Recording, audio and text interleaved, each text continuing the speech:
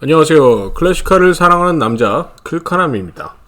오늘은 저번의 1탄 비디오에 이어서 1999년형 알파로메오 스파이더 트랜스미션 마운트 교체와 드라이브 트레인 셰프트 교체를 하는 영상을 보여드리겠습니다. 이 영상은 처음에는 제가 두 번째에서 끝날 거라고 예상했는데요.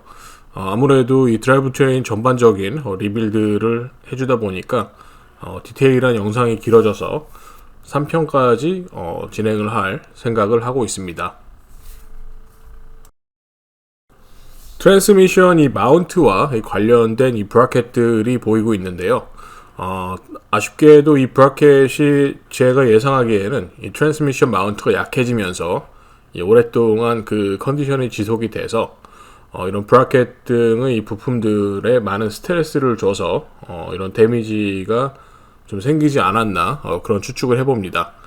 이제 메인 브라켓 같은 경우에는 상태가 괜찮았지만은 이 서포트 브라켓이라고 하는 이 배기 카탈리틱 컨버터가 연결되어 있는 브라켓은 많이 휘어져 있는 상태였는데요. 아무래도 조금씩 이 스트레스가 증가가 되다 보니까 지금 이 영상같이 이렇게 휘어진 부분이 보입니다. 원래는 이 부품이 편편하게 되어 있는 쇠 부품인데 이 트랜스미션의 움직임에 따라서 이 토크에 따라서 조금씩 스트레스를 많이 받다 보니까 천천히 이렇게 모양이 휜 모양으로 잡혀진 거라고 추측을 합니다. 이 부품은 뭐 어떤 정교한 그런 작업이 필요한 부품은 아니고 그저 구부려진 쇠를 편편하게 해주는 작업을 망치로 진행하여 주었습니다. 큰 작업 없이도 금방 또 제 모습을 쉽게 되찾은 모습을 볼 수 있었습니다.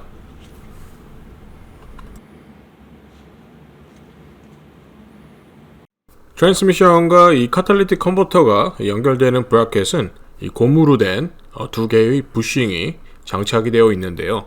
이 부싱 또한 이 오일에 젖거나 이 오래돼서 산화가 진행돼서 사용이 불가능해서 새 부싱으로 교체해 주기로 했습니다. 오래된 자동차를 작업하다 보면은 이런 고무나 이런 쇠 부싱 같은 류를 자주 교환해 주게 되는데요. 이런 부싱들을 교환할 때 일반적으로 그냥 이 부싱에 맞는 사이즈의 부품들을 골라서 이렇게 눌러서 빼는 경우가 있는데 그럴 경우에는 사이즈가 조금이라도 안 맞으면은 이렇게 쇠가 늘어나거나 그래서 이 부품을 사용할 수 없게 되는 경우도 있기 때문에 항상 빼려는 부싱보다 조금 작은 사이즈의 디스크를 이용해서 유압 프레스를 사용해서 빼주는 것이 안전하다고 할 수 있겠습니다. 자동차에는 이 여러 종류의 부싱들이 쓰이고 또 이런 부싱을 셋업하는 방법은 조금씩 차이가 있을 수 있는데요. 하지만 기본적으로 이 부싱이 들어가는 면과 이 닿는 면에는 항상 이렇게 기름칠을 해서 부드럽게 들어갈 수 있도록 해주는 것이 좋겠다고 할 수 있습니다. 유압 프레스를 사용해서 부싱을 삽입하여 주고 있는데요. 유압 프레스라는 것이 보기보다는 굉장히 힘이 셉니다. 그래서 적당히 들어가는 부싱이 그 높이를 보면서 알맞게 눌러줘야지 좋은 결과가 나올 수 있습니다. 자동차 밑에서 양손으로 작업을 하다 보니까 이 드라이브 트레인을 탈거하는 영상은 제가 찍지 못했는데요. 드디어 이 드라이브 트레인을 탈거하는데 성공했습니다. 이 리프트가 없이 작업을 하다 보니까는 이 공간도 적고 그래서 상당히 애를 먹었는데요. 특히 드라이브 트레인의 길이와 이 차가 올라간 높이가 좀 어중간했기 때문에 이 드라이브 트레인을 빼내는데 좀 고생을 했습니다. 드라이브 샤프트의 셋업은 일반적으로 이 후륜 자동차에서 볼 수 있는 셋업을 가지고 있고요. 그리고 또 이 밸런스가 된 드라이브 샤프트를 가지고 있습니다. 이 앞쪽 부분에는 G보라고 하는 이 고무 디스크가 있고 이 중간에는 캐리어 베어링이라는 이 어셈블리가 있는데요. 뭐 보시다시피 상태가 너무 안 좋습니다. 다 망가져서 재기능을 못하는 것으로 보이고요. 뒤쪽 부분은 이 슬라이딩 샤프트로 되어 있어서 이렇게 빠지도록 되어 있는데요. 이 앞쪽과 뒤쪽에 두 개의 유조인트를 가지고 있습니다. 이런 드라이브 샤프트 작업을 할 때 가장 중요한 것은 특히 밸런스가 맞춰져 있는 드라이브 샤프트이기 때문에 탈거할 때의 포지션을 그대로 마킹을 해서 다시 원상태대로 조립해 주는 것이 중요하다고 할 수 있습니다. 특히 이 마킹이 굉장히 중요한 이유가 여러 가지가 있는데요. 미세한 이 진동이나 이제 그런 것들이 점점 커지면은 이 드라이브 샤프트의 부품은 물론 이 트랜스미션에 연결되는 요크 쪽까지 문제가 올 수 있습니다. 지금 이 드라이브 샤프트에 있는 U 조인트는 굉장히 낡은 느낌이었는데요. 상당히 뻑뻑하고 이렇게 기름칠이 메마른 모습을 하고 있었습니다. 드라이브 샤프트의 앞쪽과 뒤쪽을 나누어주는 볼트를 탈착하고 있습니다. 자, 이제 이 드라이브 샤프트가 두 개로 나누어져 있는데요. 항상 탈거하기 전에도 확실히 마킹을 해서 있던 그대로 재조립을 해주는 것이 중요합니다. 마킹을 안 해서 다른 포지션으로 재조립을 할 경우에는 미세 진동이나 다른 문제들이 생길 수 있는데요. 그렇기 때문에 마킹은 꼭 필요하고, 이 마킹을 못했을 경우에는 이 전문적인 이 기계 샵에 보내서 다시 밸런스를 잡아주는 것이 중요합니다. 드라이브 중앙에 위치한 이 센터 캐리어 베어링인데요. 새 부품입니다. 이 부품과 이 오래된 부품을 비교해 보면은 오래된 부품의 컨디션은 굉장히 안 좋음을 알 수 있는데요. U 조인트라고 불리우는 이 등속 조인트를 탈거하고 있습니다. 이 U 조인트는 대부분 두 가지 방식으로 결착이 되는데요. 이 슬립 요크 같은 이 차에 쓰인 방식은 이 서클립이라고 하는 이 안쪽에 클립이 들어가 있는 방식으로 고정이 되어 있습니다. 물론 이 오래됐기 때문에 이 클립 자체의 탄성도 많이 줄어들었고, 또 녹이나 이런 것들로 이렇게 붙어 있어서 좀 어렵게 떼어 주었습니다. U 조인트를 분리할 때는 이 U 조인트 탈거에 특화된 도구나 또는 망치 등을 사용해서 탈거할 수 있는데요. 가급적이면은 망치 등을 사용하지 않고 특화된 툴을 사용해서 탈거해 주는 것이 이 요크 부분에 스트레스를 줄여줄 수 있는 방법 중 하나라고 할 수 있겠습니다. 탈거를 하면서 알게 되었는데요. 이 요크 부분의 이 부품을 자세히 보다 보니까 아마 이전에 U 조인트를 한번 바꿨는데, 이 U 조인트를 바꿀 때 이 특화된 도구를 사용하지 않고 이 바이스 등으로 눌러서 좀 이렇게 내려친 몇 가지 흔적을 발견하였습니다. 특히 이 드라이브 샤프트 같은 경우에는 충격이나 이런 모양 변화에 상당히 민감할 수 있는데요. 망치 자국이 나고 좀 찌그러진 부분을 줄을 사용해서 편편하게 다시 모양을 잡아주었습니다. 특히 U 조인트나 볼 조인트나 이런 부품들을 탈거할 때 유압 프레스나 이런 특화된 도구를 사용하지 않고 이제 큰 망치 등으로 이렇게 때려서 빼는 경우가 가끔 있습니다. 그런 경우에는 항상 이렇게 데미지가 생길 수 있고, 또 이 트랜스미션 이 드라이브 샤프트 요크 부품은 이 쇠 자체가 약간 무르게 만듭니다. 왜냐면은 이 트랜스미션의 이 토크가 계속 스트레스를 받는 부품이기 때문에 쇠는 기본적으로 강한 쇠일수록 쉽게 깨지는 경향이 있습니다.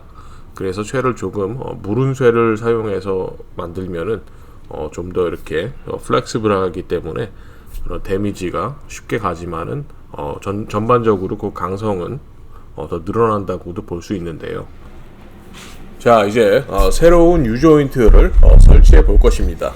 이 U 조인트는 이 두 개의 축이 이렇게 십자로 겹쳐져서 이 두 가지 축을 동시에 모든 방향으로 움직여 줄 수 있는 그런 신박한 물건이라고 할 수 있겠습니다만은 역사가 굉장히 깁니다.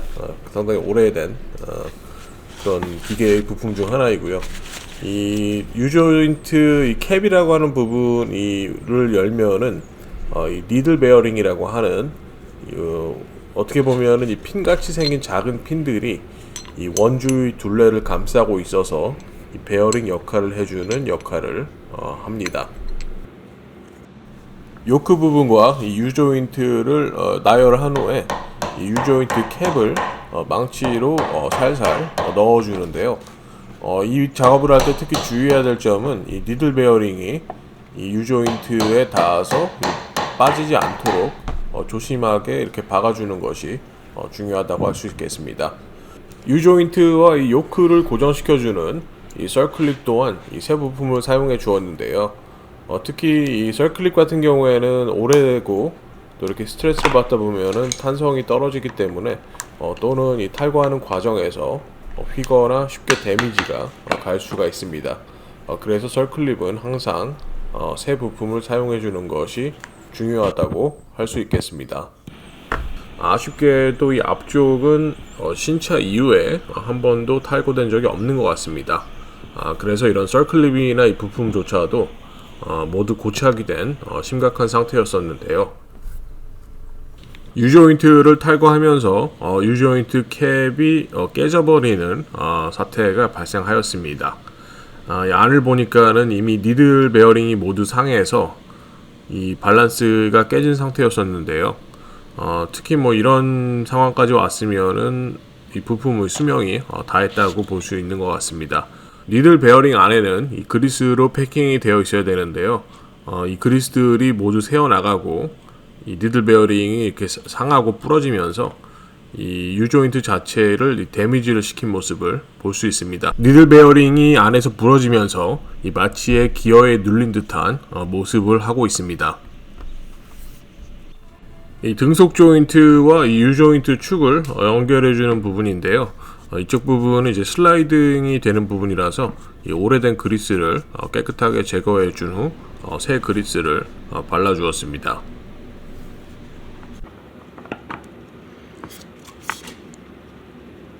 자, 이제 뒤쪽 샤프트에 해당되는 부분이 이 앞과 뒤 U조인트를 모두 교체하여 주었습니다.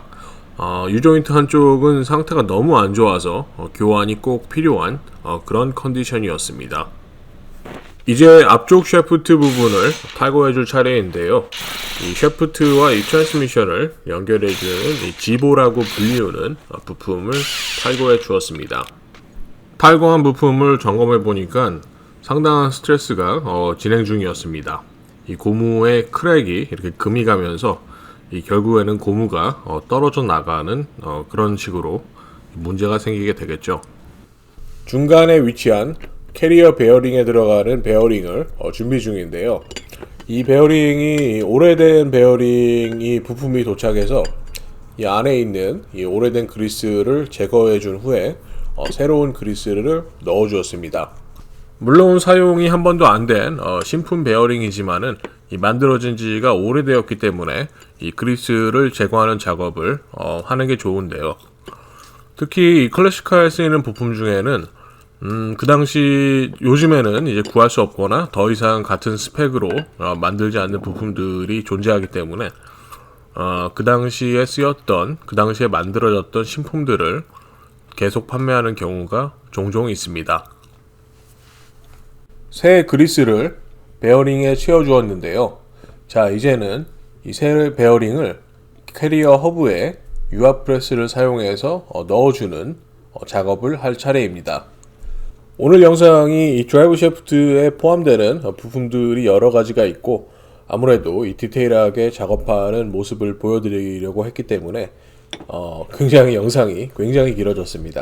10분을 훌쩍 넘었는데요.